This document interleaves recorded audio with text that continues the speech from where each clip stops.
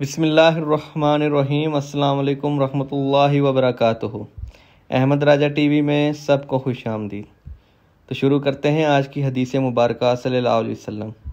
معاذ بن جبل رضی اللہ تعالیٰ عنہ سے مروی ہے کہ رسول اللہ صلی اللہ علیہ وسلم نے انہیں کسی قوم کی طرف بھیجا تو انہوں نے کہا، اے اللہ کے رسول مجھے نصیحت کیجیے۔ آپ صلی اللہ علیہ وسلم نے فرمایا، سلام کو عام کرو اور کھانا کھلاؤ، اور اللہ تعالیٰ سے اس طرح حیا کرو جس طرح تم اپنے گھر کے کسی فرد سے حیا کرتے ہو، اور جب گناہ کرو تو اس کے بعد نیکی کرو، اور جتنا ہو سکے اپنا اخلاق اچھا رکھو۔ حدیث کا حوالہ نمبر نیچے لکھا ہوا ہے۔ ریپیٹ کرتا ہوں کہ رسول اللہ معاذ بن جبل رضی اللہ تعالیٰ عنہ سے مروی ہے کہ رسول اللہ صلی اللہ علیہ وسلم نے فرمایا، انہیں کسی قوم کی طرف بھیجا تو انہوں نے کہا، اے اللہ کے رسول مجھے نصیحت کیجیے۔